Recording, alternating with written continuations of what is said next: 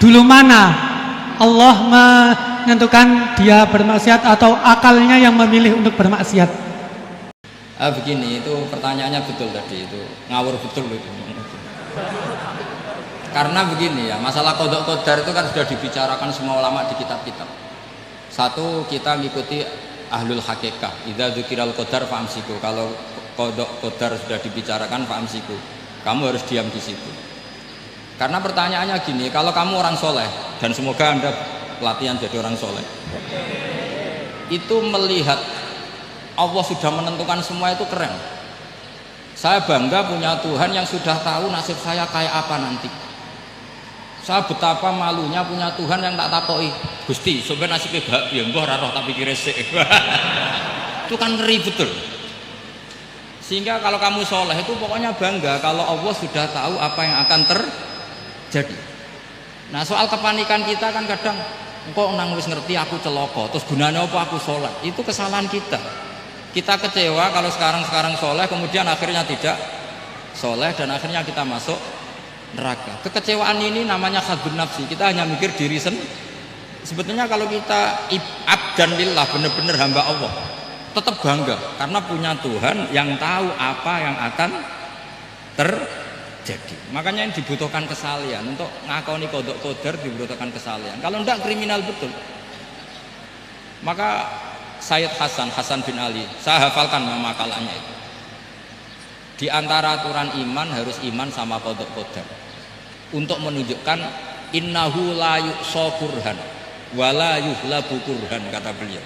Supaya kita tahu bahwa Allah itu tidak dimaksiati secara terpaksa. Kamu bisa enggak bayangkan Allah ngeluh gini, sakjane aku ora seneng maksiat, tapi saya bisa berbuat apa?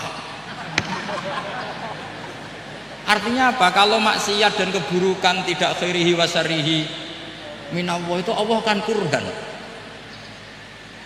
Paham yang saya maksud? Artinya apa? Kita harus berkeyakinan khairihi wa syarrihi minallah. Tapi kita butuh syariat. Lalu setiap orang nakal berkelit kersane Allah juga masalah. Maka diteruskan makalah beliau, waman hammala dzambahu rabbahu faqad fajar. Dan siapa yang menimpakan dosanya atas nama Tuhannya, maka faqad fajar, dia lacut betul. Wong sing zina kuwe Allah kan gak melok zina, sing maling kuwe ora melok maling, sing beto bak-bak kuwe ora tau beto. Terus kowe muni kabeh krana Allah, itu kriminal betul. Jadi makanya orang soleh itu harus hafalannya banyak supaya niru-niru orang soleh itu.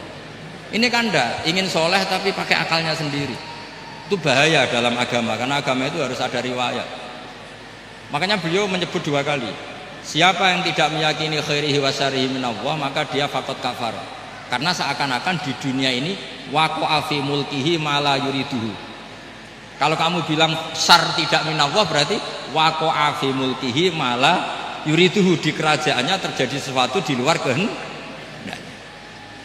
Tapi waman hammala dzambahu rabbahu faqad fajar, orang yang menimpakan dosanya ditimpakan karena Allah, maka faqad fajar, dia lacut betul. Allah tidak ikut maling, tidak ikut zina, tidak ikut korupsi kok. Oh, ini kehendakmu ya. Nah, kalau kamu bisa paham itu, ya sudah jadi orang soleh saja. Kalau enggak, ya pilih wa'amsiku tadi apa? Sudah, tidak usah dibahas. Jadi saya mohon semua yang dengar ngaji saya ini, yang enggak tobat supaya tobat, yang sudah tobat ditambahi ilmu, karena biasanya tobat itu ya karena enggak ngerti apa-apa, semua mikir.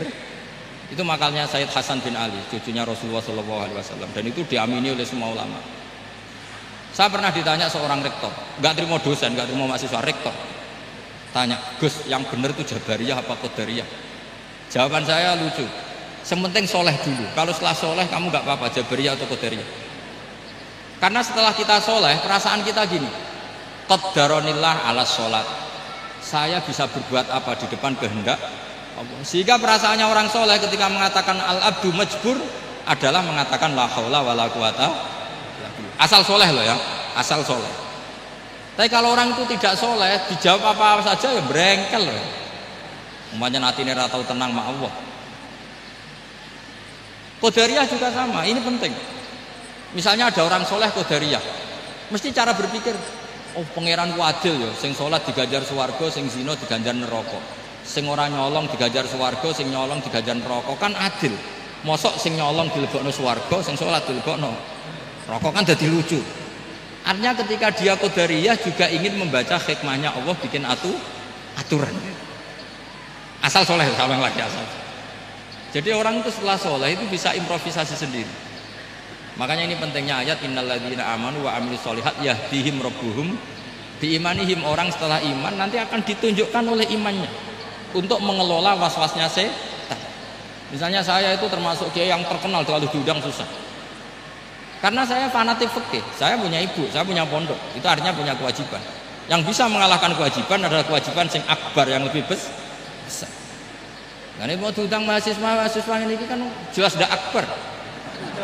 Nanti maksudnya tarkul wajib di adli sunnah, wah kriminal saya.